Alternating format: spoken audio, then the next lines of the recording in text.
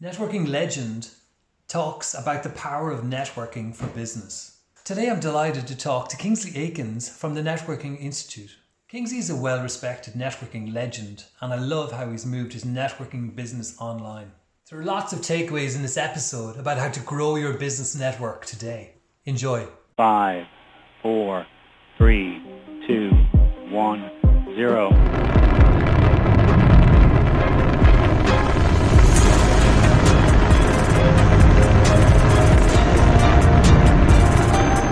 Welcome to the Selfmaker Show. This is your host, ConorLyn.ch.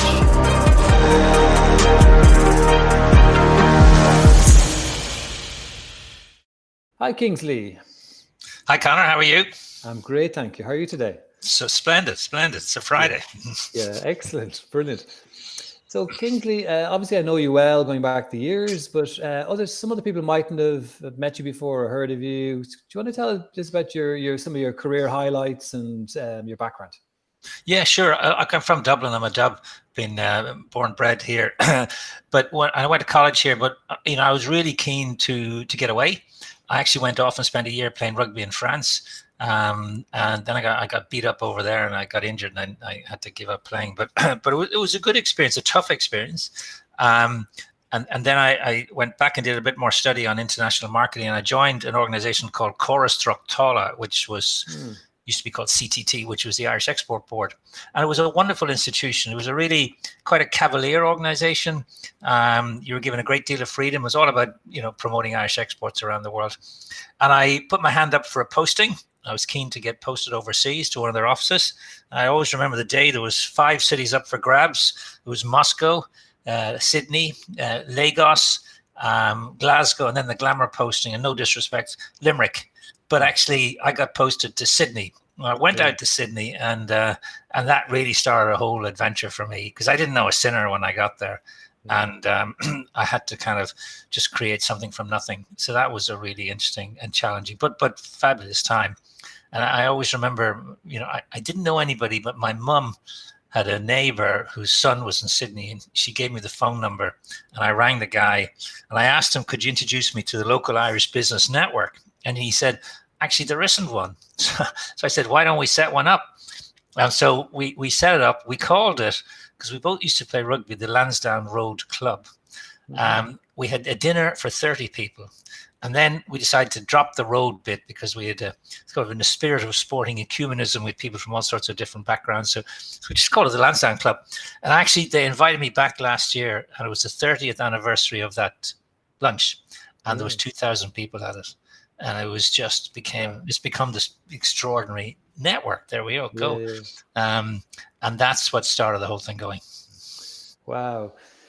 And you spent a good bit of time with Ireland Funds. And do you want to tell about that, and then how you moved on from there then to spending more time working on your own projects?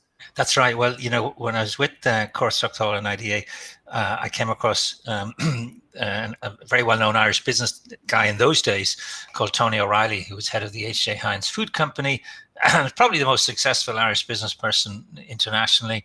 He was also a former Irish and British and Irish lion in rugby, very successful in many, many fields. And he had set up this notion of the Ireland Funds, which was this idea, could we build a network of people around the world who would not only have an interest in Ireland, but actually would contribute. And so I set that up in Australia.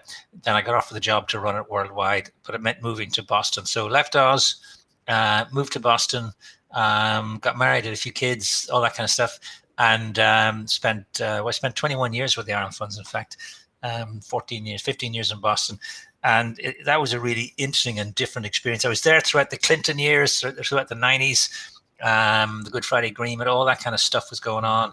Fascinating insight into, the American political interest in Ireland, all that kind of stuff. And then finished up with them and came back, wanted to bring my kids back to this part of the world. And as you said, the next chapter then was to go out on my own. And I know that's probably of more resonance to most people listening than all the other bits and pieces. And it was partly a needs must. I mean, I was at a stage and an age when I knew people weren't going to hire me or employ me, but I also really wanted to try and take, and if you like, codify all the stuff that I'd learned from all these different people I'd worked for, particularly around the area of network being critically important. And that's when I boiled down what I did with the trade board, with IDA, and with the Ireland Foods, it was building networks. And I realized that there was some methodology around this. There was a process to it. It wasn't an art. It wasn't a science. And I also realized something else. Nobody teaches this stuff. No school or college teaches it. Companies don't even have strategies for it. And I realized this is something that's it's important but not urgent. And of course, everybody lives their lives doing urgent things, and they kind of forget this really critically important thing. Because I sort of based on the notion that one introduction, one conversation can change your life, but they don't happen lying in bed or sitting at your desk.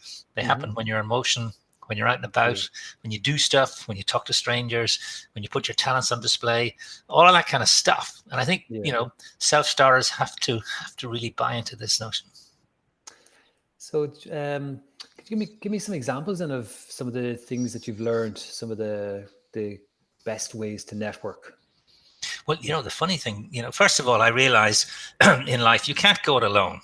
You just can't, achieve what you want to achieve in life on your own. Opportunities don't float around on clouds. They're associated to people. And I think we often buy into this kind of myth of individualism that, to achieve in life, it's you against the world, it's you and your personal characteristics. Actually, it's collaborating, cooperating, it's working with other people. So I realized that at an early stage. But I also realized that, people who build strong and diverse networks, and that's kind of important, the diverse piece. And we might come back to that. They live longer, they're stronger mentally and physically, they earn more money, they're happier. And I actually think networking is an antidote to the big crisis of our times, which isn't COVID, bad and all as that is. It's actually loneliness. And so I just totally bought into this notion of networking. It's a way, as we say, to escape your silo. And frankly, if it's about your career, it's the way you're going to get your next job. 80% of good jobs aren't advertised. So I don't think you can get through life, maneuver through life, or survive or thrive without building a network. And what's unfortunate in a way, it's got a kind of a bad image, or certainly the verb networking has a bad image. I think the noun network, people accept that. But networking sort of conjures up images of slightly slimy, sleazy individuals late at night in a bar, flicking out business cards. And you know the type, Conor, you wake up in the morning and you find somebody's business card and they turn up your trousers. So, where did that come from? And that's kind of the kind of image of networking that's out there. But of course, it's a lot more than that. So would you then, I suppose now, particularly with online marketing, with virtual, with the challenges of going to events and all the rest, what are your thoughts on virtual networking and building networks online in these times? Yes, I mean, it's fascinating, isn't it? Because I think the traditional way of doing this stuff and the way we used to live our lives, going to events with 1,000 people at a black tie dinner or going to lunches at Chambers, they're all gone. And not only are they gone, I don't think they're going to be coming back anytime soon. So that's kind of eliminated. And the real fear out there that we're going to lead to a certain degree of social recession. In other words, people are going to kind of look into themselves. I think certainly the answer, the way I took a low-tech, high-tech kind of attempt at resolving this challenge when lockdown happened. And low-tech was I just made an effort to reach out to people, to make those calls to people, to look for some of the older relationships where they used to have and I've let them slip, sort of dormant relationships. So I did a lot of that. I gave out a lot of stuff for free. I wanted to be seen as kind of a degree of beneficence, just give this stuff away for free. And then I took a sort of a slightly more high-tech approach and really focused on LinkedIn and realized that, we might be able to develop a sort of a tribe of people on LinkedIn who might have been interested in what we're doing. So again, started generating lots of material, started filming lots of snippets and putting it up there, and then started doing webinars. And I've done 55 webinars now. I've done them all over the world. I just did one for Azerbaijan last week, and tomorrow, Saturday, I'm doing one for Lesotho. I've done them in Brazil and Singapore and Australia, New Zealand, and I've done them for lots of organizations here in Ireland, like Chambers of Commerce or the some of the hubs, the techie hubs around the country. because there is an interest and a thirst to learn about this stuff. Because, you know, we will eventually exit from this health crisis, but I think we're going to have a jobs crisis. And I think that, you know, a lot of people are going to have to, companies are going to reconfigure their work structures and workforces, and individuals are going to have to reconsider their careers and their jobs. And they may even have to not just move jobs, but move sectors and move industries. So it's going to be a lot of churn, a lot of disruption, a lot of turbulence, but there'll also be opportunity in all of that. I think, you know, there's an old Irish expression that says, when business is down, that's when you paint the shop. And I think that, you know, now is the time you got to get yourself ready for when things will come back. And that's very, very true. And with the Networking Institute, you've tried to productize a lot of your knowledge. Do you want to tell me a little bit about that and that process of, you know, codifying your knowledge and productizing it? Yeah. So firstly, we realized that, you know, nobody does actually teach this stuff. You know, schools and colleges, as I said earlier, don't do it. Companies generally don't have strategies for it.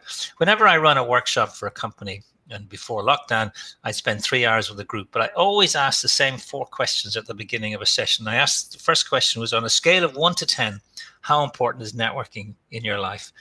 And everybody says 9 or 10, no question about that. Secondly, they would say, I'd ask on a scale of 1 to 10, you know, how good are you at it? And again, everybody said 5 or 6. They didn't say 9 or 10. They said 5 or 6. And then I'd say, have you ever done a course in networking? And people would say, no, I've never done a course in networking. And then I say, would you like to do a course in networking? And they all say yes. So immediately the kind of the opportunity was kind of blatantly obvious to me. Here's the opportunity. And, you know, a lot of people earlier in their career, they don't realize that the technical skills they needed to get their job in the first instance, important as they are, become less important, and relationships become more important as they migrate through their career. So that was a really important kind of lesson to get out there. And so what type of tools would you have used, and like just the specifics? Do you use a learning management system, or So what we did was we filmed everything, and we used a studio down in East Wall, which is really nice and quiet. 2 really terrific ex-RT guys had set up a company there. And so, you know, and it was hard because, you know, I would film something and 11 times later, you know, they'd be happy. So it was kind of hard work. But we got it all on tape. We got a number of different topics. We did networking, we did public speaking, we did philanthropy fundraising, and we did diaspora engagement. So we got all that down, and then we used a company that's actually set up by an Irish guy, but based in Boston. So it's a platform called Thought Industries, and they've been terrific. They've helped us greatly, and you know, they do all that kind of technical side of it. So now we've got all of that stuff. And the important thing now is just to and so basically we were beginning to sell a blended product. In other words, a hybrid. It was, they'd get 3 hours of me in a workshop, then they'd have to go on the training program, and we would know if they were doing it. And we let them know that we knew if they were doing it. And so they'd have to kind of complete this, and then we'd go back in at the end of the 3 or 4 weeks, and we'd have a kind of a wrap-up session, because what we're trying to do is bring about behavior change. And if behavior doesn't change, this is a waste of time and money. And as you know, Conor, you know, in learning systems, you know, a lot of learning is wasted. And so we're trying to get away from, the Australians have a great expression. They call it sheep dip training, right? So, you know, just going in and spending a few hours, and so that we really want to embed this stuff. Very good. So obviously you've learned a lot through the years and met lots of interesting business people, and could you maybe look at some of the key success factors that have worked well for you and worked well for others? Maybe talk about that for a few minutes. Yeah, you know, when I look at that and I realize that all of these people were successful and good at networking, and I realized a few things. Firstly, they work hard at it. You know, they realize that they think like farmers, you know, who plants a seed in the spring, waters, nurtures, just knows that there'll be a harvest. They're also something else. Great networkers, excuse me, they tend to be good on high tech. They understand technology and they understand the importance of technology and how technology is opening up all sorts of opportunities. But they're also high touch, and they get that balance right. And I think there's a challenge nowadays with people migrating terrifically into just tech and missing out on the whole high touch side. Great networkers understand there's two types of information in the world.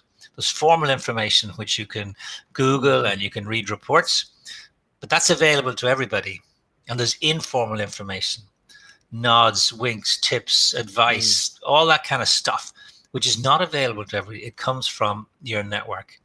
So I think that, there are certain sort of characteristics these people have in common, which allows them to benefit from their networking and be effective. Very good. Very good. And is there anything else any other thing that successful business people that maybe in smaller businesses, they could have a business on their own, that the key success factors, things that are really important that they master apart from networking? Yeah, look, I think it's really important to be curious, we live in a world where a lot of people are strangely uncurious, so curiosity is all about asking questions that begin with who, what, when, where, why, and how, and just being curious. Secondly, the number one skill in networking, and I think generally in life, is to be a world-class listener. But we live in a world where nobody listens. We live in a world where the only reason people listen is to prepare what they're going to say next, not to hear what you're saying. So I think being a listener who not just listens to what somebody is saying, but what somebody is going to say next is hugely powerful. The other element I'd say, and I'm a fan of this, and it's a little bit of a vague concept, but I call it funnels of serendipity, random chance. How random chance can change your life. But the question is, can you make random chance happen for you? And I think you can. I think random chance is not like winning the lottery or a bolt of lightning from the blue. I think it's a gentle wind always at your back. And if you do the right things, go the right places, speak to the right people, put your talents on display, get out and about, guess what? Luck enters your life. Yes, exactly. So is there some people that would have inspired you, say, in business? So people that over the years that would have influenced you in some way, you would have learned something from them, mentored you perhaps, and some of the tips that they might have given you. Well, Carla Harris is a wonderful woman in the United States. She was 32 years on Wall Street for Morgan Stanley, first most powerful Black African-American leader in the finance industry. It's wonderful. And there's great, if you're listening, there's TED Talks and YouTube videos. But she says, and she's big into this networking, and she says you need three things in your career. And these things really inspired me to think about this topic. She said you need an advisor who will give you advice and help you do your job technically. That's important. She says you need a mentor, and a mentor is somebody who talks to you and gives you the good, the bad, the ugly. Could be within your company, but not necessarily. But then she said something else. You need a sponsor, and a sponsor doesn't talk to you necessarily. A sponsor talks about you, and here's why, she said. Because all the major decisions in life about your life that impact on your life in terms of compensation, promotion, next projects would be taken by people sitting in a room around a table, and you're not in that room. And so that's really a critical piece of messaging that often people neglect and don't realize, that their future is going to be determined by people and you're in a room that you're not sitting in. So I love the way, and she's a wonderful speaker. She's a gospel singer. She's fantastic. And I think if anybody has impacted on me, I think she has. That's brilliant. That's very, very true. So look out for her on TED. TED on YouTube, yeah. And is there any other sources of information that you would use for upskilling and keeping up to date, like TED or YouTube or podcasts or books that you would recommend? So I read all the networking books. I read, everything from Keith Ferrazzi, etc. I mean, the guy who nailed this topic, and he did it a long, long time ago, long before you were born, Conor, was actually Dale Carnegie. And he wrote a book, and it's in every airport bookstore today in the world. And the book's called How to Win Friends and Influence People. A bit of a shitty name, I think, for a book. Yeah. But what did he say that has sort of stood the test of time? He said, the sweetest sound that anybody ever heard was the sound of their own name. How simple is that? He said, the smile on your face means more than the clothes on your back. He said, to be interesting, be interested. He said, a really good question beats a really good comment. He said, the person you're talking to is 100 times more interested in their issues and their wants than your issues and your wants. And so, he said lots of these slightly folksy kind of things. But the lovely thing about Dale Carnegie is they're just as relevant today as they were then. These are timeless things. Still the best-selling book in the world in this space. Yeah, I've got it. I've got it in the house. Good on you. Yeah, and I've got Keith Ferrazzi as well. Yeah. And there's a number of books in around networking, connectors, and Napoleon Hill. Yeah. These are great guys. Yes, so there's some great tips. Do you listen to podcasts? I do. I listen to.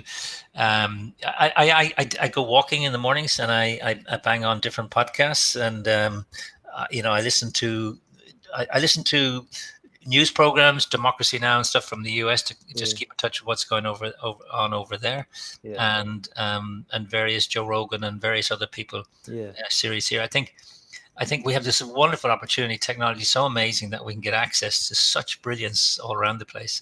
I think it's fantastic. Excellent. Is there any other final tips or advice for somebody who's facing troubled times, or their career is in turbulence and not quite sure how to plan for the future or what they should do? Any kind of thoughts for that? I think people, the most powerful marketing tool we all have is to ask, to ask. And I think that, it's really important to become good at asking. I mean, I think we often demean the whole notion of sales, asking for the sale. We seem sales seems to be a sort of low level kind of skill, but I think it's fundamental. And the other thing I'd say is to get over this notion of stranger danger, I call it. So, what do we teach our kids? We say to them, don't talk to strangers, right? But actually, statistically, our kids are at more danger from friends and family than they are from strangers. But we have to get over it. We'll never build a diverse network unless we get over this fear of talking to strangers. So getting over that fear is very important. I mean, you and I live in a city, Conor, where when I was growing up, this was male, pale and stale as a city. This was not a very cosmopolitan city. Today in Ireland, 17% of the population of Ireland were not born in Ireland. 25% of the population of Dublin were not born in Ireland. But here's the interesting statistic. 33% of the working age population of Dublin were not born in Ireland. So we have this wonderful, cosmopolitan, international, diverse city that we live in. But here's the question. Does your network reflect the diversity of the society you live in, the economy you work in? And all the research shows that if it doesn't, you underperform as an individual and as a company. So that's one of the challenges, is to make sure that we have diversity in our networks. And through diversity, you learn so much stuff, Yeah, and it's great for you personally and also great for society. And so that's a really great one. I know diversity and inclusion is very popular within companies at the moment. And it is, it is. It's great to hear the positive impact it can have on the individual as well. Oh, yeah. And look, the city is so much better than it was, I think. And one of the key reasons for that is that we have people from all over the world want to come and live here and contribute. Yeah. Excellent. Well, Kingsley, it's been wonderful chatting to you. Thank you so much for your time. And I've always enjoyed your after dinner speeches, and it's lovely to have a private chat with you that we can share with other people in the world. So thanks a million for your time, and I look forward to talking to you again soon. Thanks, Conor. Take care. Bye-bye.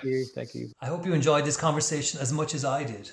If this is your first time to join us, you are most welcome. And please subscribe for future episodes. This show is shared with you to help you succeed. So please share with others to help them succeed too. At Selfmakers, we believe you can all be your own business. We're here to help self-employed people across the globe accelerate their careers and achieve self-made success. Please visit selfmakers.com and follow Selfmakers on social media. Bye for now.